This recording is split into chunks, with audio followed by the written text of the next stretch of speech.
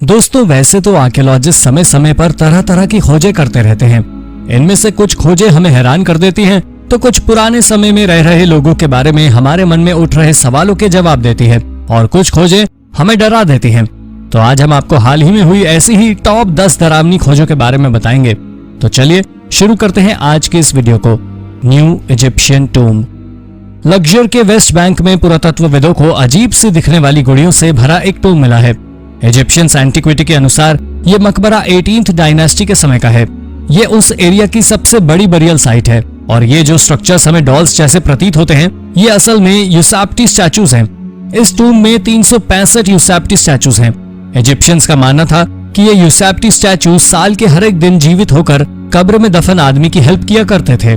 ज्यादातर यूसाप्टी स्टैचूज को खेती में इस्तेमाल होने वाले टूल्स के साथ बनाया जाता था, क्योंकि इजिप्ट के लोग ऐसा मानते थे कि मृत्यु के बाद में लोगों को फार्मिंग की जरूरत पड़ती थी। लेकिन एक्सपर्ट्स के पास इस बात का कोई जवाब नहीं था कि ये लोग ऐसा क्यों मानते थे। Ritual burials. इंग्लैंड के दक्षिणी हिस्से में 27 स्केलेटन्स मिले हैं और इन्हें देखकर तो आसपास के लोग भी भयभीत हो गए हैं। एक पाइपलाइन के निर्माण के दौरान ये बरियल साइट मिली। इसमें सबसे पुरानी कब्र 3000 साल पुरानी है। हालांकि आर्कियोलॉजिस्ट ये नहीं जानते कि ये कब्रें किसकी हैं, लेकिन उनका मानना है कि इन सभी स्केलेटन्स और पहाड़ियों पर कार्विंग्स बनाने वाले लोगों के बीच कोई ना कोई कनेक्शन तो जरूर है। ऐसा भी माना जा रहा है कि इन्हीं लोगों ने यूफिंगटन व्हाइट हॉर्स नाम की 110 मीटर लंबी आकृति भी बनाई है।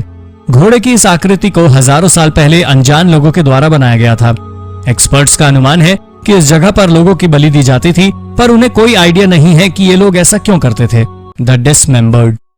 स्पेन की अल्टमेरा केव से आर्कियोलॉजिस्ट को एक बच्चे के शरीर का अजीब सा अवशेष मिला है। 100 सालों की स्टडी के बाद भी एक्सपर्ट्स इस अवशेष को समझ नहीं पाए हैं। लगभग 27,000 साल पुराना ये अवशेष मिस्टीरियस नहीं है, बल्कि एक्सपर्ट्स हैरान हैं कि इस पर बनी अजीब सी मार्किंग्स को देखकर कोई नहीं जानता कि एक छोटे बच्चे के शरीर पर इस तरह की मार्किंग क्यों की गई थी। ये बच्चा अपनी मौत के समय सिर्फ 5 साल का था और इसके दांतों पर बनी मार्किंग या तो कैनिबलिज्म या फिर किसी तरह की धार्मिक गतिविधि को दर्शाते हैं। ये बच्चा होमोसेपियन था और इसके रिमेन्स को देखकर तो ऐसा ही लगता है कि इस बच्चे के साथ जरूर कुछ बुरा हुआ था। इसकी जीभ को भी किसी धारदार हथियार से काट दिया गया था।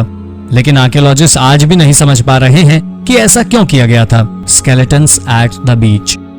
2014 में यूनाइटेड किंगडम में एक तेज तूफान के बाद जो नजर आया, उसे देखकर सभी हैरान रह गए। इस तूफान के बाद स्थानीय लोगों ने बीच पर रेत से बाहर निकलती हड्डियां देखी और पता चला कि इस जगह पर हजारों स्केलेटन्स दफन हैं। आसपास के लोग विश्वास ही नहीं कर पा रहे थे कि सालों से वो एक बरियल ग्राउंड पर ही घूम रहे थे। आर्कियोलॉजिस्ट का कहना है कि ये अवशेष मिडिएवल एरा के समय के हैं। 2014 में शुरू हुआ एक्सकेवेशन कार्य 2021 तक चला और इस समय में यहाँ पर लगभग 220 बरियल टूम्स मिले हैं। अब एक्सपर्ट्स का कहना है कि 8वीं से 11वीं सदी तक यहाँ एक क्रिश्चियन कम्युनिटी रहा करती थी। अजीब बात यह भी है कि यहाँ पर एम्बर पीसेस के अलावा कोई विशेष आर्टिफैक्ट नहीं मिला है और यहाँ आधे से ज्यादा अवशेष औरतों और बच्चों के हैं। इस बात का भी साइंटिस्ट के पास कोई जवाब नहीं है। Shark attack victim. Oxford university के एक्सपर्ट्स ने हाल ही में एक ऐसे आदमी के शरीर के अवशेष खोज निकाले हैं जिसे शार्क ने मार दिया था। आपको बता दें, इस आदमी पर शार्क ने ऑस्ट्रेलिया के किसी समुद्र में सर्फिंग करते समय हमला नहीं किया था, बल्कि 3000 साल पहले जापान के एक तट पर शार्क ने इस पर अटैक किया था। ऐसा माना जा रहा है कि इस आदमी का शरीर ही सबसे पुराना ऐसा अवशेष है जिसकी मौत शार्क के हमले से हुई थी। इसकी सेरेटेड इंजरीज को देखते ही रिसर्चर्स को यह समझने में देर नहीं लगी कि इस आदमी की मौत शार्क द्वारा एक हमले में हुई है। इन्वेस्टिगेशन के दौरान पता चला कि यह आदमी 1379 बीसी के दौरान मरा था। उसका बायां हाथ काफी जख्मी था, जो ये बताता है कि शायद इसने उस विशालकाय जीव से बचने की कोशिश की होगी। Satanic symbols.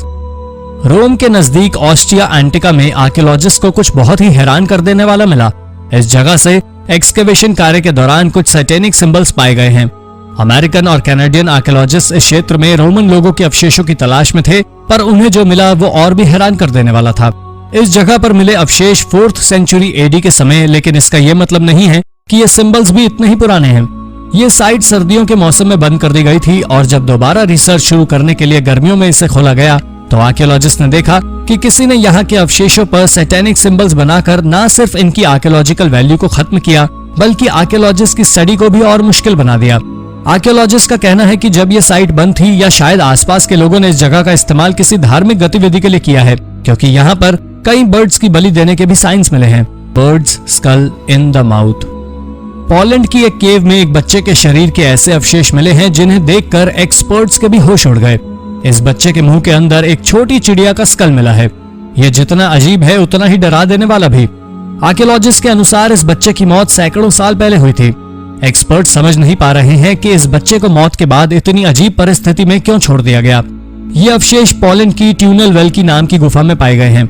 इस जगह इस बच्चे के अलावा सिर्फ एक और कंकाल मिला है जो 4500 साल पुराना है, जबकि बच्चे का कंकाल सिर्फ 300 साल पुराना है।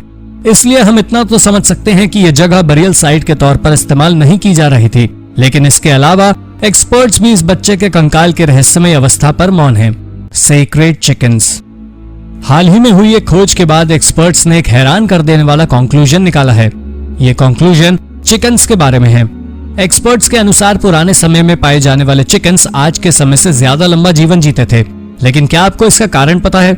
असल में पहले के लोग चिकन्स को अपना भोजन नहीं बनाते थे, बल्कि उनका मानना था कि ये पवित्र होते हैं। आयरन एज में इन्हें रिचुअल एक्टिविटीज के लिए संरक्षित करके रखा जाता था, या फिर कॉक फाइट के लिए। यहाँ तक कि पहले के समय में किसी ने एग प्रोडक्शन के लिए भी इनका इस्तेमाल करने का नहीं सोचा। रिसर्च के अनुसार आज यूनाइटेड किंगडम में एक चिकन औसतन 33 से 81 दिन जीवित रहता है, बल्कि आयरन एज में, रोमन पीरियड में, यहाँ तक कि सैक्सन्स के समय में भी चिकन्स 4 साल तक जीवित रहते थे, जो कि काफी बड़ा अंतर है। Twin Viking babies. दोस्तों, वाइकिंग से जुड़ी खोज वैसे भी पुरातत्वविदों को आकर्षित करती है। स्वीडन में हाल ही में आर्कियोलॉजिस्ट ने 2 वाइकिंग्स बेबीज के अवशेष खोजे हैं। इन अवशेषों को एक साथ दफनाया गया था, इसलिए एक्सपर्ट्स का कहना है कि ये शायद दोनों बच्चे जुड़वा रहे होंगे। ये बच्चों के शरीर के अवशेष लगभग 1000 साल पुराने हैं। इस कब्र में 4 एडल्ट्स और 2 अन्य बच्चों के शरीर के अवशेष भी मिले हैं। आर्कियोलॉजिस्ट का कहना है कि वाइकिंग्स के धर्म परिवर्तन के बाद यह उनका पहला फैमिली बरियल था। The world's oldest rituals. हाल ही में आर्कियोलॉजिस्ट ने कुछ ऐसे एविडेंसेस खोज निकाले हैं जो ये बताते हैं कि करीब 70,000 साल पहले अफ्रीका में होमोसेपियंस कई तरह के रिचुअल्स परफॉर्म किया करते थे। एक्सपर्ट्स का कहना है कि यह दुनिया में सबसे पुरानी रिचुअलिस्टिक एक्टिविटी का उदाहरण है। ये खोज तब हुई जब एक प्रोफेसर सैन समाज के लोगों पर स्टडी कर रही थी। ये लोग आज भी बोत्सवाना के एक हिस्से में पाए जाते हैं। कालाहरी डेजर्ट से स्टोन एज से मिले अवशेषों को देखकर यह पता चलता है कि लोग इन्हें इन पहाड़ियों को भगवान का प्रतिरूप मानते थे। इसकी एक गुफा में पत्थर पर पाइथन का सिर उकेरा हुआ मिला है। रिसर्चर्स के अनुसार ये बिल्कुल किसी असली पाइथन जैसा दिखता है, और यहाँ पर खुदाई करने पर टीम को ऐसे आर्टिफैक्ट मिले जो 70,000 साल पुराने थे। Red haired mummies in China. लाल बालों वाली इन ममीज को सबसे पहले स्वीडन के आर्कियोलॉजिस्ट ने 1930 में खोजा था, और 2000 में फिर से जिंजियांग आर्कियोलॉजिकल इंस्टीट्यूट के रिसर्चर्स द्वारा खोजी गई। ये सबसे अच्छी तरह संरक्षित की गई ममीज में से एक थी। इनमें से सबसे फेमस ममी ब्यूटी ऑफ लुलान है। इसे 1980 में जमीन से लगभग 1 मीटर अंदर दफन पाया गया था। मिट्टी में मौजूद सॉल्ट्स की वजह से ये इतनी अच्छी तरह संरक्षित थी। इसे ऊनी कपड़ों के साथ कई और गिफ्ट्स के साथ दफन किया गया था। यह ममीज लगभग 4000 साल पुरानी हैं, और साइंटिस्ट का कहना है कि लाल बालों वाली इन लोगों के मैटरनल एंसेस्टर्स पश्चिमी यूरोप के थे। इस जगह पर रहने वाले लोग हमेशा से ही एक्सपर्ट्स के लिए मिस्ट्री बने हुए हैं। शायद ये ममीज और इनके साथ मिले अवशेष इन रहस्य को सुलझाने में एक्सपर्ट्स की मदद करेंगे। Father नजारियो stone. 19वीं सदी के अंत में एक चर्च के प्रीस्ट ने मुट्ठी के आकार के पत्थर खोज निकाले जिसमें कुछ इंस्क्रिप्शंस लिखे हुए थे। फादर का कहना था कि ये इजराइल के एक गुमनाम ट्राइब के द्वारा छोड़े गए अवशेष हैं, लेकिन बाकी लोग इसे सिर्फ फादर की कल्पना मानते रहे। लोगों ने इन पत्थरों को इम्पोर्टेंट समझा ही नहीं। एक पत्थर तो डोर स्टॉपर की तरह इस्तेमाल किया जा रहा था, पर 2001 में रेनियल रॉड्रिगेज रेमोस नाम के एक आर्कियोलॉजिस्ट ने इन पर रिसर्च की, और तब पता चला ये किसी प्री कोलंबियन भाषा को रिप्रेजेंट करते हैं, जिसके बारे में हमें अभी तक जानकारी नहीं थी। ये लगभग 300 स्टोन्स हैं, जिसमें 20 के करीब सिंबल्स रिपीट किए गए हैं। एक पत्थर पर तो पगड़ी पहने आदमी की आकृति भी बनी हुई थी। इस क्षेत्र में रहने वाले लोगों के कोई लिखित अवशेष नहीं मिले हैं, इसलिए एक्सपर्ट्स भी इस लैंग्वेज को डिकोड नहीं कर पाए हैं। लेकिन ये अवशेष डिकोड होने के बाद कई महत्वपूर्ण जानकारियां दे सकते हैं, और इसीलिए एक्सपर्ट्स का कहना है ये स्टोन्स इतिहास दोबारा लिख सकते हैं। चाइनीज आर्टिफैक्ट्स इन नॉर्थ अमेरिका। 2014 में जॉर्जिया में एक नदी के किनारे एक आर्टिफैक्ट कलेक्ट करने वाले आदमी को एक तलवार मिली। ये काफी खास थी क्योंकि ये एक चाइनीज तलवार थी। अमेरिका में चाइनीज तलवार का मिलना एक्सपर्ट्स को हैरान कर रहा था। साथ ही इसका डिजाइन काफी अनोखा था, जो इसे और रहस्यमय बना रहा था। इसमें कई डिजाइन्स भी उकेरे गए थे जिन्हें आज तक वैज्ञानिक समझ नहीं पाए हैं। 30 सेंटीमीटर लंबी ये तलवार लिजर्डिट नाम के एक दुर्लभ धातु से बनी हुई है। हालांकि इस मटेरियल के टाइप और ओरिजिन के बारे में जानकारी देने के लिए आर्कियोलॉजिस्ट को अभी और टेस्ट करने होंगे। कुछ लोगों का यह भी कहना है कोलंबस से पहले भी चीनी लोग अमेरिका आए थे, इसलिए उनके हथियार यहाँ पाए गए। इस तलवार पर एक ड्रैगन का चित्र बना हुआ है जो शैंग डायनेस्टी के समय कॉमन था। इसमें मेसो अमेरिकन जैगुआर गॉड की भी कुछ सिंबल्स हैं, जिनको देखकर यह लगता है कि चीनी और ओल्मेक्स लोगों के बीच कुछ कनेक्शन था। वैज्ञानिक भी ये नहीं जानते कि सचमुच ऐसा कोई कनेक्शन था भी या फिर आर्टिफैक्ट्स में ये सिमिलैरिटी महज एक कोइंसिडेंस है। Stolen Viking treasure. 2015 में हेरेफोर्डशायर इंग्लैंड में 2 मेटल डिटेक्टरिस्ट ने सालों पहले खोया हुआ एक खजाना ढूंढ निकाला। यह खजाना वाइकिंग्स के समय का था। इस खजाने में गोल्ड और सिल्वर ज्वेलरी, सिल्वर इनगॉट्स और लगभग 300 एंग्लो सैक्सन कॉइन्स थे। एक्सपर्ट्स का कहना है कि इसे किसी वाइकिंग वॉरियर ने 1000 साल पहले दफन किया होगा। इसमें मिली एक रिंग, एक ब्रेसलेट 9th सेंचुरी के समय का है। जिन 2 व्यक्तियों ने इन्हें खोजा था, उन्होंने इसकी जानकारी सरकार को देने के बजाय इन आर्टिफैक्ट्स को एंटीक डीलर्स को बेचना शुरू कर दिया। हालांकि कानून तोड़ने और आर्टिफैक्ट्स की स्मगलिंग के लिए इन्हें जेल में डाल दिया गया, लेकिन तब तक इनमें से अधिकतर आर्टिफैक्ट्स बेचे जा चुके थे और आज भी एक्सपर्ट्स बहुत कम आर्टिफैक्ट से रिकवर कर पाए हैं। ऐसा कहा जा रहा है कि खोए आर्टिफैक्ट्स में से एक में वेसेक्स के राजा किंग एल्फ्रेड और दूसरे में मोर्शियर के कियोल वुल्फ II की तस्वीर बनी हुई है। क्या इन दोनों में कोई कनेक्शन था? अवशेषों की कमी की वजह से ये सभी सवाल हमेशा के लिए अनसुलझे ही रह जाएंगे। Cat domestication. आज के समय में बिल्ली पालना काफी आम बात है, लेकिन क्या आपने कभी सोचा है कि इंसान ने बिल्ली पालना कब शुरू किया होगा? 2013 में हुई खोज से इंसान और बिल्ली के बीच दोस्ती की शुरुआत के सबूत एक प्राचीन चीनी सेटलमेंट क्वान हुकुन से मिले हैं। एक्सपर्ट्स का कहना है कि लगभग 5300 साल पहले बिल्ली और इंसान की दोस्ती होनी शुरू हुई थी। इस क्षेत्र के लोग खेती करते थे और इन्होंने बिल्लियों को पेस्ट कंट्रोल के लिए पालना शुरू किया था। एक गांव में मिली बिल्ली के कंकाल से पता चलता है कि उस समय लोग बिल्ली की काफी केयर करते थे। इसी इलाके में मिली एक और बिल्ली के अवशेषों में भी बिल्ली के मिलेट्स खाने के एविडेंस भी मिले हैं, यानी बिल्लियां पालतू थीं और लोग इनके खाने पीने का ख्याल रखते थे। हालांकि इन अवशेषों से हम श्योरली ये तो नहीं कह सकते कि इस समय बिल्लियां पालतू थीं, लेकिन ये जरूर कह सकते हैं कि बिल्लियों और इंसानों का इंटरैक्शन शुरू हो चुका था। New hominid species. दोस्तों, अर्ली ह्यूमंस का इतिहास हमेशा से एक्सपर्ट्स को परेशान करता रहा है।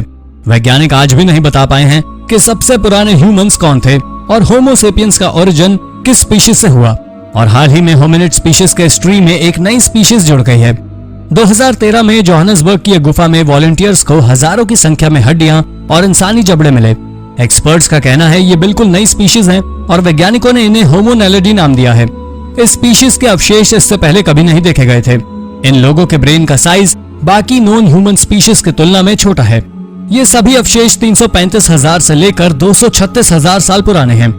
एक्सपर्ट्स का कहना है कि होमो सेपियंस यानी आज के इंसान और होमो नैलिडी ये दोनों ही प्रजातियां आपस में रिलेटेड हैं, लेकिन कैसे, इस बात का जवाब वैज्ञानिकों के पास भी नहीं है। Who built the Great Pyramids of Giza? Giza के पिरामिड्स के बारे में आप सभी ने सुना होगा, लेकिन क्या आप जानते हैं इसका निर्माण किसने किया था? अभी तक ऐसा माना जा रहा था कि गीजा के पिरामिड्स को स्लेव्स ने बनाया था, लेकिन हाल ही में इन पिरामिड्स के पास ही एक बरियल साइट से मिले 4000 साल पुराने अवशेषों से वैज्ञानिक अंदाजा लगा रहे हैं कि इसे पेड लेबरर्स ने बनाया था। जमीन से लगभग 3 मीटर नीचे गहराई में दबे मिट्टी के एक मकबरे में काफी सारे आर्टिफैक्ट्स मिले हैं। इन आर्टिफैक्ट्स की खासियत यह भी है कि ये सभी काफी अच्छी तरह प्रिजर्व्ड हैं। हालांकि इन कंकालों को देखकर यह पता चलता है कि ये गरीब तबके के लोग थे और काफी सारी बीमारियों से पीड़ित भी थे, लेकिन इन्हें पिरामिड बनाने के पैसे दिए जा रहे हैं। इन स्केलेटन्स पर की गई स्टडी से एक और बात सामने आई है कि ये लोग काफी मात्रा में मीट खाते थे। आर्कियोलॉजिस्ट का यह भी कहना है कि अगर ये स्लेव्स होते तो इन्हें इतनी अच्छी तरह दफन ना किया जाता। केव्स ऑफ भाजा। भारत में मुंबई और पुणे को जोड़ने वाला हाईवे बहुत पहले एक जंगल हुआ करता था और इसके नजदीक पत्थरों पर उकेरी गई गुफाएं हैं। ये केव 2nd सेंचुरी BC के समय की हैं। पुरातत्वविदों का कहना है कि ये प्राचीन बुद्ध सोसाइटी के लोगों ने बनवाया था। पहले ऐसा माना जा रहा था कि ये केव्स मॉन्क्स लोगों ने बनाई थी, क्योंकि ये लोग खुद को बाहरी दुनिया से अलग रखना चाहते थे। लेकिन इन केव्स को स्टडी करने के बाद पुरातत्वविदों ने बताया कि ये ट्रेड रूट्स थे जिनका इस्तेमाल व्यापारी किया करते थे और शायद उन्होंने सामान लाने ले जाने के लिए ये गुफाएं बनाई थी। चूंकि ये व्यापार मार्ग जंगली रास्ते से गुजरता था और रास्ते में जंगली जानवरों के हमले का खतरा होता था, इसलिए ये गुफाएं उन्हें एक सुरक्षित माहौल प्रदान करती थी। मेसा वर्दे and Cliff people. मेसा Varde national park में 4700 से भी ज्यादा आर्कियोलॉजिकल साइट्स हैं। इनमें 600 से भी अधिक क्लिफ ड्वेलिंग्स हैं और ऐसा माना जा रहा है कि इन्हें 550 से 1300 AD के दौरान बनाया गया था। ऐसा कहा जाता है कि इन लोगों ने अमेरिका में लगभग 700 सालों तक जीवन यापन किया और फिर 1200 में अचानक गायब हो गए। वैज्ञानिक आज भी हैरान हैं कि यहाँ रहने वाले लोग इतनी समृद्ध सभ्यता को छोड़कर क्यों गए। वैज्ञानिकों का अनुमान है कि ये लोग शायद मेक्सिको में जाकर बस गए होंगे, पर यह सिर्फ अनुमान है और हम आज भी इन लोगों के बारे में ज्यादा कुछ नहीं जानते और ना ही इन लोगों के उस समय की एक एडवांस शहर को छोड़ के जाने की कोई वजह दिखाई दे रही है। आज भी इस साइट के अवशेष वेल प्रिजर्व्ड हैं और हर साल यहाँ हजारों विजिटर्स आते हैं। Mycenaean palace of Kydonia. Minoan civilisation के समय काइडोनिया का ये माइसिनियन पैलेस जितनी महत्वपूर्ण आर्कियोलॉजिकल साइट है, इसने एक्सपर्ट्स को उतना ही कंफ्यूज भी किया है। दरअसल ये कंफ्यूजन एक बच्चे के कंकाल की वजह से है जिसमें चाकू के घाव मिले हैं। वैज्ञानिक समझ ही नहीं पा रहे थे कि एक बच्ची को इतनी बर्बरता से क्यों मारा गया, पर हाल ही में हुई स्टडी में सामने आया कि मिनियन लोग वर्जिन लोगों की बलि दिया करते थे। हालांकि ये कॉमन रिचुअल नहीं था, लेकिन प्राकृतिक आपदा के समय वो अपने भगवान की नाराजगी दूर करने के लिए करते थे। 13वीं सदी में जब बड़ा भूकंप आया और मिनियन सिविलाइजेशन का एक बड़ा हिस्सा नष्ट हुआ, तो इन लोगों ने इस लड़की के साथ 43 भेड़ें, 4 सुअर और एक बैल की बलि दी गई थी। ये सभी अवशेष पुरातत्वविदों को पैलेस के नीचे दफन मिले। Lost imperial home. जापान के एक छोटे से शहर नारा में एक इंपीरियल हाउस के काफी सारे अवशेष मिले हैं। ये जापान में पिछले कुछ सालों में खोजे गए सभी रिमेन्स में से सबसे बड़ा है। ये हाइयो कायो पैलेस नाम की एक साइट पर पाया गया। ये जगह पहले जापान की राजधानी हुआ करती थी। ये सभी अवशेष 8th सेंचुरी के समय के हैं। आर्कियोलॉजिस्ट ने अभी एक ही बिल्डिंग खोजी है जो एक सिंगल पिलर पर बनी हुई थी और ऐसा माना जा रहा है कि ये एम्परर कोकेन के रहने की जगह थी। एम्परर कोकेन ने जापान पर साल 713 से 740 तक शासन किया। कमाल की बात यह भी है कि कोकेन जापान की पहली फीमेल शासक नहीं थी, बल्कि 6वीं थी और हम 1300 साल पहले की बात कर रहे हैं। तो आपको क्या लगता है, 1300 साल पहले जापान में महिलाओं की स्थिति बेहतर थी? हमें कमेंट में जरूर बताएं। The labyrinth of Colosseum. Rome का कोलोसियम दुनिया के सबसे आइकॉनिक आर्किटेक्चर में से एक है। ये देखने में आपको जितना आकर्षक लगता है, इसके अवशेष भी उतने ही फैसिनेटिंग है। कोलोसियम के फर्श के नीचे एक लेबिरिंथ है जो कि लकड़ी के फर्श के नीचे छिपा हुआ था। 80 एडी के दौरान ये लेबिरिंथ में कई तरह की एक्शन फाइट्स होती थी, लेकिन ये कोई नहीं जानता था कि ये किस तरह की फाइट्स होती थी। हाल ही में एक जर्मन आर्कियोलॉजिस्ट ने लेबिरिंथ पर 14 साल की रिसर्च के बाद बताया ये जगह जानवरों के एक्शंस के लिए यूज की जाती थी। यहाँ पर स्लेव्स को जानवरों से लड़ने पर मजबूर किया जाता था। लेकिन रोमन साम्राज्य के अंत तक कोलोसियम का अस्तित्व पूरी तरह खत्म हो गया। यहाँ तक कि लोगों को लगता था कि ये कोई पुराना मंदिर है और 16वीं सदी में एक पोप ने इसे वूल फैक्ट्री में कन्वर्ट कर दिया। मोराई घाट डॉल्मेन साइट। जॉर्डन की यह साइट एक्सपर्ट्स के लिए एक बड़ी मिस्ट्री है। यहाँ करीब 100 से अधिक मोनोलिथ स्टोन्स पाए गए हैं। कुछ लोग इस जगह को जॉर्डेनियन स्टोनहेंज भी कहते हैं। एक्सपर्ट्स आज भी ये पता लगाने की कोशिश कर रहे हैं कि ये साइट क्यों इस्तेमाल की जाती थी। इस जगह से प्राचीन कल्टिक बिल्डिंग्स, स्टोन मेगालिथिक जिन्हें डॉल्मेन कहा जाता है, वो मिले हैं। यहाँ से प्राचीन सभ्यता के ट्रेसेस भी मिले हैं। अजीब बात यह है कि पहले के समय में रिचुअल और ब्लैक मैजिक से जुड़ी जगहें रिहायशी इलाकों से बहुत दूर होती थी। फिर इस सिविलाइजेशन में यह जगह सेटलमेंट के पास क्यों थी, यह समझना एक्सपर्ट्स के लिए भी मुश्किल है। ये साइट ब्रॉन्ज एज के शुरुआती समय की थी, यानी लगभग 5000 साल पहले की। लेकिन इस साइट को समझ पाना आज भी एक्सपर्ट्स के लिए संभव नहीं है। Ancient knife. कॉलोनियल मैकनो अमेरिका की सबसे इंटरेस्टिंग आर्कियोलॉजिकल साइट्स में से एक है और हाल ही में हुई खोज ने इसे और भी रोचक बना दिया है। जी हाँ, स्क्रीन पर दिख रहा ये ऑब्जेक्ट भले ही आपको किसी चिकन नगेट्स जैसा लगे, पर यह सालों पुराना एक नाइफ है। एक्सपर्ट्स के मुताबिक इस नाइफ की एग्जैक्ट एज पता लगा पाना संभव नहीं है, लेकिन इसे रिस्टोर करके बिल्कुल पहले जैसा किया जा सकता है। ये नाइफ यहाँ मिले कई इंटरेस्टिंग आर्टिफैक्ट्स में से एक है। ये साइट 18वीं सदी के समय का एक शहर है जो धीरे धीरे रिकंस्ट्रक्ट हो गया।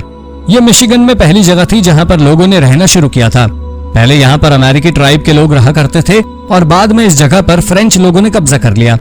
एक्सपर्ट्स 6 दशकों की रिसर्च और हजारों आर्टिफैक्ट्स खोजने के बाद भी इस जगह की पूरी हिस्ट्री पता नहीं लगा पाए हैं और ये साइट आज भी पुरातत्वविदों के लिए गुत्थी बनी हुई है। Ancient ritual site in Mexico. हाल ही में मेक्सिको में 8000 साल पुरानी एक नई रिचुअल साइट खोजी गई है। आर्कियोलॉजिस्ट भी इसे देखकर हैरान रह गए। ऐसा माना जा रहा है कि मेक्सिको में सबसे पहले लोग यहीं आकर बसे थे। यहाँ तक कि यहाँ रहने वाले लोगों ने अपने गांव बसाने भी शुरू किए थे।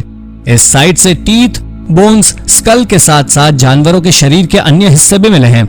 इस जगह पाए जाने वाले जीव मैमथ, लामस, जायंट बाइसन आदि थे। एक्सपर्ट्स का कहना है कि मेक्सिको की फर्स्ट कम्युनिटी इन जानवरों का इस्तेमाल किसी तरह की रिचुअल एक्टिविटी में किया करते थे। लेकिन ये साइट इतनी पुरानी है कि हड्डियों और कुछ पत्थरों के अलावा यहाँ कुछ और नहीं मिला। इसीलिए मेक्सिको में सबसे पहले बसने वाले ये लोग और उनके रिचुअल्स पुरातत्वविदों के लिए मिस्ट्री हैं जो शायद कभी नहीं सुलझेगी। टंकिन शिपरेक। 2019 में स्वीडन के वैक्सहॉम में 2 शिपरेक पाए गए। इनकी बनावट बिल्डिंग शिप्स जैसी थी। इस तरह के शिप 17वीं शताब्दी में काफी प्रचलित थे। पुरातत्वविद ऐसा अनुमान लगा रहे थे कि इनमें से एक काफी समय पहले खोया एपलेट नाम का जहाज हो सकता है, लेकिन 2021 की शुरुआत में यह कंफर्म हो गया कि इनमें से एक शिप अपोलो है, जबकि दूसरा मारिया, जिनका निर्माण 1648 में हुआ था। इन दोनों शिप्स का इस्तेमाल नॉर्दर्न वॉर और 1657 में हुई बैटल ऑफ द मॉम में हुआ था। हिस्टोरिकल रिकॉर्ड्स के अनुसार 1676 में ये दोनों शिप्स डिफेंस बैरियर बना दिए गए थे, लेकिन इसकी लोकेशन किसी को पता नहीं थी। पर आखिरकार 300 सालों बाद इससे सुलझा लिया गया, पर एपलेट अभी भी रहस्य बना हुआ है। New theory of Nazca lines. Nazca lines हमेशा से आर्कियोलॉजिस्ट को आकर्षित करती रही हैं। जब से इन्हें खोजा गया है तभी से एक्सपर्ट्स के लिए एक बड़ा रहस्य बनी हुई है। इससे जुड़ी नई स्टडी और फैक्ट्स अक्सर सामने आते हैं, लेकिन रहस्य वहीं का वहीं है। कुछ लोगों का कहना है ये एक प्राचीन लेबिरिंथ का हिस्सा है, जबकि अन्य लोगों का कहना है इन्हें कॉन्स्टेलेशन को मिमिक करने के लिए बनाया गया है। हाल ही में हुई स्टडी के बाद एक्सपर्ट्स का कहना है नाज़का लाइंस पुराने समय में लोगों के लिए मैप की तरह काम करती है। इनकी मदद से लोग आसपास के मंदिरों की लोकेशन पता कर सकते थे। कहा जा रहा है पिलग्रिम्स लोग मंदिर जाने के लिए इस रास्ते का इस्तेमाल किया करते थे, लेकिन अगर ये लाइंस मंदिरों का भी रास्ता बताती थी तो ये मंदिर कभी खोजे क्यों नहीं जा सके। हालांकि एक्सपर्ट्स का यह भी कहना है कि कई जनरेशन लोगों ने इन लाइंस का इस्तेमाल किया, यानी हो सकता है ये सभी कयास सही हों, या फिर अभी भी हम सही दिशा में नहीं सोच पा रहे हैं। आपको क्या लगता है, नाज़का लाइंस की नई थ्योरी सच है या फिर नहीं? अपने जवाब हमें कमेंट में जरूर बताएं। Library of Alexandria. 283 बीसी के दौरान ये दुनिया की सबसे बड़ी लाइब्रेरी थी। यहाँ 100 से भी ज्यादा स्कॉलर्स रहा करते थे। इसके साथ साथ यहाँ पर कई महान थिंकर्स जैसे होमर, प्लेटो आदि के द्वारा लिखी गई किताबें और डॉक्यूमेंट्स भी थे। एक बात जो आपको हैरान कर देगी कि भले ये काफी चर्चित लाइब्रेरी थी, लेकिन यहाँ आने वाले लोगों की उनकी फाइनेंशियल कंडीशन के आधार पर परमिशन नहीं मिलती थी, बल्कि ये सभी योग्य स्कॉलर्स के लिए थे, चाहे वो अमीर हो या गरीब। 40 एडी में जूलियस सीजर की सेना ने इसमें आग लगा दी।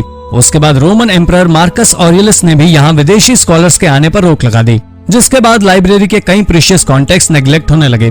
उसके बाद 391 एडी और 451 एडी के समय धर्म संरक्षण के नाम पर लाइब्रेरी को डैमेज करने की कोशिश की गई और साल 640 में अरब फोर्सेस ने लाइब्रेरी पर अपना आधिपत्य स्थापित कर लिया और बची कुची मैन्यूस्क्रिप्ट्स को बाथ हाउस के फ्यूल के तौर पर इस्तेमाल किया। अफ्रीकन आर्टिफैक्ट्स इन साउथ अमेरिका। वैसे तो हम सभी यही मानते हैं कि अमेरिका की खोज क्रिस्टोफर कोलंबस ने की थी, लेकिन पुरातत्वविदों को कई ऐसे एविडेंस मिले हैं जिनसे ये पता चलता है कि अफ्रीकन लोग काफी पहले अमेरिका जा चुके थे। न सिर्फ इन दोनों जगहों के कल्चर्स में समानता है, बल्कि इन जगहों के ह्यूमन स्केलेटन्स को देखकर यह भी पता चलता है कि यहाँ की चिकित्सा की तकनीकी भी काफी समान थी। कुछ लोगों का कहना है कि किंग अबुकरी II सन 1300 के दौरान साउथ अमेरिका गया था, जबकि कुछ अन्य लोगों का ऐसा मानना है कि अफ्रीकी लोग उसके सालों पहले साउथ अमेरिका जा चुके थे। लेकिन अफ्रीका और साउथ अमेरिका के बीच पहला कांटेक्ट कब हुआ और किसने किया, इस बारे में एक्सपर्ट्स को कोई भी जानकारी नहीं है। The oldest throne room. हाल ही में ग्रीस में एक पुराने पैलेस के अवशेष मिले हैं। ऐसा माना जा रहा है ये यूरोप का सबसे पुराना थ्रोन रूम है। ये आइलैंड एक समय में मिनियंस का सेंटर था। मिनियंस 3000 बीसी से 1500 बीसी के समय तक काफी समृद्ध थे। अपने समय में ये लोग काफी मॉडर्न और एडवांस माने जाते थे। नॉसोस के इस पैलेस का स्ट्रक्चर ही बेहद कमाल का था। यह जगह इसलिए भी काफी विकसित थी क्योंकि न सिर्फ ये राजा का निवास स्थान था, बल्कि सभी एडमिनिस्ट्रेटिव ऑफिसेस भी यहीं थे और बाकी राष्ट्रीय आयोजन भी यहीं पर किए जाते थे। इस पैलेस का आर्टवर्क आज भी हजारों साल बाद भी देखा जा सकता है। इस पैलेस में सबसे ज्यादा आकर्षित करने वाला हिस्सा है थ्रोन रूम, जहाँ पर एक किंगली थ्रोन रखा हुआ था। यह थ्रोन पूरे जिप्सम का बना हुआ था और इसके ठीक सामने एक छोटी कटोरे जैसे ऑब्जेक्ट रखा हुआ था। हालांकि वैज्ञानिकों को कोई आइडिया नहीं है कि यह राजा का सिंहासन था या फिर किसी देवी देवता के लिए बनाया गया था। Biblical treasures. हाल ही में इजराइल में आर्कियोलॉजिस्ट को 2600 साल पुराना एक रहस्यमय आर्टिफैक्ट मिला। एक्सपर्ट्स का कहना है असल में ये बुल्ला है, जो कि पुराने समय का एक डॉक्यूमेंट होता था। आप इसकी तुलना किसी हार्ड क्ले सील से कर सकते हैं। आर्कियोलॉजिस्ट ने इसे ट्रांसलेट किया तो इस आर्टिफैक्ट पर लिखा हुआ था belonging to Yakul son of Shalema son of Shavi. ऐसे सच माने तो ये सामने आता है कि बाइबल के 2 कैरेक्टर्स जेहुकल और शलेमा वास्तव में थे, लेकिन ऐसा भी हो सकता है कि एक समय पर एक ही नाम के कई लोग हों। पुरातत्वविदों के पास इस बात से जुड़ा कोई पुख्ता सबूत नहीं है, इसलिए ये कह पाना मुश्किल है कि बाइबल के कुछ किरदार सचमुच थे भी या नहीं। Italian water portal. इटली के पो वैली में कुछ ही समय पहले एक अजीब वाटर पोर्टल खोजा गया। असल में ये एक गड्ढा था जिसमें टिम्बर के टुकड़ों से लाइनिंग की गई थी। इसके लिए कई तरह की लकड़ियों का इस्तेमाल किया गया था, जिसमें ओक, एल्म और वॉलनट के पेड़ की लकड़ी शामिल थी। पहले तो आर्कियोलॉजिस्ट समझ ही नहीं पा रहे थे इसका इस्तेमाल क्यों किया जाता था। बाद में पता चला इसे पानी इकट्ठा करने के लिए किया जाता था। इसका निर्माण 1436 बीसी में किया गया था। ये गड्ढा 12 मीटर लंबा और 7 मीटर चौड़ा था, जबकि इसकी गहराई 3 मीटर के करीब होगी। पर इसके आसपास कोई भी ऐसा रास्ता नहीं दिखाया गया जिससे पानी इस पूल तक आता हो। साथ ही इसके आसपास के इलाकों से आर्कियोलॉजिस्ट को कुछ पॉटरी और फिगरेंस जैसे अवशेष भी मिले हैं, जिनसे एक्सपर्ट्स ये अंदाजा लगा रहे हैं कि इस पूल को शायद किसी मैजिकल एक्टिविटी या फिर ईश्वर से कम्युनिकेट करने के लिए प्रयोग किया जाता था। एंशिएंट मायन कॉप्रोलिथ्स। हाल ही में हुई एक स्टडी में माया सिविलाइजेशन के अंत से जुड़े कई राज सामने आए हैं। ग्वाटेमाला के लेक इजाबेल की तली से मायन पूप यानी कि कॉप्रोलिथ्स का एक हिस्सा मिला है। और कमाल की बात यह है कि इसकी मदद से अब वैज्ञानिक ये बता सकते हैं कि 3000 साल पहले और अब की माया पॉपुलेशन में क्या फर्क आया है। इस खोज से पहली बात तो ये सामने आई है कि पहले के एस्टिमेशन से करीब 650 साल पहले से माया लोग इजाबेल लेक के आसपास के हिस्सों में रहा करते थे। इस पूप फ्रैगमेंट से यह भी पता चला कि 1000 एडी में माया समाज के कोलैप्स होने के बावजूद कुछ माया लोग इस लेक के आसपास रहा करते थे। और इससे पता चलता है कि 1600 में स्पेन के लोगों के हमले से पहले मायन समाज कभी पूरी तरह खत्म ही नहीं हुआ। Jesus foreskin. दोस्तों, अब तक की सबसे रहस्यमय खोज है जीसस की फोरस्किन। अब ये खोज कितनी हकीकत है और कितना फसाना है, ये तो एक्सपर्ट्स भी नहीं जानते। हालांकि ऐसा संभव नहीं है, पर ऐसा माना जाता है कि मिडल एज के समय में यूरोप के चर्चेज में 12 होली फोरस्किन्स थी। पहली होली फोरस्किन रोमन एम्परर चार्लमेग्न ने पोप लियो III को दी थी और आखिरी इटली के कलकत्ता में 1983 तक था, जिसके बाद इसे चोरी कर लिया गया। और एक्सपर्ट्स भी आज तक नहीं जानते ये सचमुच जीसस की असल स्किन थी भी या नहीं, और सचमुच इसे खोजा भी गया या ये सब सिर्फ कहानियां हैं। आपको क्या लगता है, ये सचमुच एक खोज थी या फिर सिर्फ अफवाह? अपने विचार हमें कमेंट में जरूर बताएं। Oldest European wine. वैसे तो सबसे पुरानी वाइन कब बनी, ये बात सालों से वैज्ञानिकों के लिए रहस्य रही है और आज भी एक्सपर्ट्स इसका जवाब नहीं ढूंढ पाए हैं। लेकिन हाल ही में ग्रीस में एक एक्सकवेशन कार्य के दौरान हजारों साल पुरानी एक वाइन के ट्रेसेस मिले हैं। ये वाइन 4200 बीसी के दौरान की है, यानी लगभग 6000 साल पुरानी। वैज्ञानिकों का कहना है ये यूरोप की सबसे पुरानी वाइन थी। ये वाइन के ट्रेसेस एक साइड से टूटे हुए बर्तन पर चिपके हुए मिले हैं। जाहिर तौर पर ये लिक्विड वाइन तो नहीं है, लेकिन इस खोज से हमें इतना जरूर पता चल गया है कि यूरोप के लोग 6000 साल पहले से वाइन बनाते और पीते आ रहे हैं। हालांकि जिस साइट से ये अवशेष मिले हैं वो साइट भी पुरातत्वविदों के लिए बड़ा रहस्य बनी हुई है, पर फिलहाल हम इन लोगों के बारे में इतना जानते हैं कि उन्हें वाइन बनाना आता था। Ancient deer toe bone. हाल ही में आर्कियोलॉजिस्ट ने कुछ ऐसा खोज निकाला है जिससे ये प्रूव हो जाता है कि निएंडरथल्स हमारी सोच से कहीं ज्यादा तेज और समझदार थे। एक्सपर्ट्स ऐसा इसलिए कह रहे हैं क्योंकि उन्हें 51,000 साल पुराना एक आर्टवर्क मिला है। इसमें एक हिरण के अंगूठे की हड्डी को तराश कर एक आर्टिफैक्ट बनाया गया था। ये खोज जर्मनी की यूनिकॉर्न केव में हुई। इसके साथ निएंडरथल्स के अन्य अवशेष भी पाए गए हैं। निएंडरथल हम इंसानों के सबसे करीबी रिलेटिव हैं जो 430,000 से 40,000 साल पहले तक पृथ्वी पर पाए जाते थे। अभी तक आर्कियोलॉजिस्ट ऐसा मानते थे कि ये लोग सिर्फ औजार और हथियार ही बनाते थे, लेकिन हाल ही में सामने आया है कि ये लोग आर्ट वर्क भी बनाया करते थे। यह सचमुच अपने आप में एक अनोखी खोज है। मायन गोल्डन ऑर्ब्स। फेदर्ड सर्पेंट के नीचे दर्जनों में गोल्डन ऑर्ब्स देखकर पुरातत्वविद भी हैरान रह गए थे। यह मंदिर मेक्सिको के प्राचीन शहर एज़टेक में स्थित है। इस मंदिर के नीचे एक सुरंग बनी हुई थी और उसी के रहस्य को सुलझाने के लिए जब आर्कियोलॉजिस्ट ने एक रोबोट को इस टनल में भेजा तो करीब 76 मीटर की गहराई में दर्जनों गोल्डन ऑर्ब्स दिखे, जो असल में क्ले से बनी हुई कलर्ड बॉल्स थी। आर्कियोलॉजिस्ट का कहना है ऐसा कुछ इतिहास में पहले कभी नहीं खोजा गया। असल में ये मिट्टी की बनी हुई बॉल्स थी जिनमें ऊपर से सोने की परत चढ़ाई गई थी। आप इनकी तुलना हैरी पॉटर फिल्म की जायंट गोल्डन स्निचेस से कर सकते हैं, पर वैज्ञानिक ये नहीं पता लगा पाए हैं कि ये बॉल्स क्यों इस्तेमाल की जाती थी। Mysterious ancient castle. हाल ही में एक टर्किश आर्कियोलॉजिस्ट ने एक रहस्यमय कासल खोज निकाला है। ये कासल यूराटू का है। इस जगह फर्स्ट मिलेनियम बीसी के समय कई अलग अलग कल्चर और सिविलाइजेशन एक साथ पाई जाती थी। आज के समय में यूराटू अर्मेनिया में है और टर्की और ईरान का हिस्सा है। ये कासल करीब 2800 साल पुराना है और ये एक पहाड़ी पर लगभग 2500 मीटर की ऊंचाई पर बना हुआ है। सबसे अजीब बात यह रही कि वैसे तो इस कासल को पुराने समय में बनवाया गया था, लेकिन इसे सबसे ज्यादा मिडिल एज के दौरान इस्तेमाल किया गया, उन लोगों के द्वारा जो लोग इसके बनने के सालों बाद आए थे। ये कासल पहाड़ियों पर तराश कर बनाए गए हैं। इसी कासल के नजदीक ही एक और कासल भी है जिसे वैन कासल के नाम से भी जाना जाता है, जो कि 8th सेंचुरी बीसी के दौरान बनाया गया था। Weird mummies. इजिप्ट के आर्कियोलॉजिस्ट को कायरो से लगभग 40 किलोमीटर की दूरी पर बहुत ही अजीब और अनोखी ममीज मिली हैं।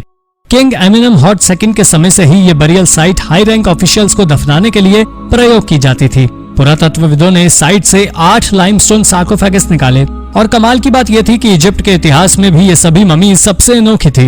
इन्हें पेंट करके दफन किया गया था और देखने में ये बिल्कुल किसी एलियन जैसी दिखती थी। इन्हें कार्टोनेज नाम के मटेरियल से पेंट किया गया था। ये ममीज 664 से 332 बीसी के समय की हैं। लेकिन ये किसकी हैं और इन्हें इतने अजीब ढंग से क्यों ममीफाई किया गया, इस बात का जवाब एक्सपर्ट्स के पास भी नहीं है।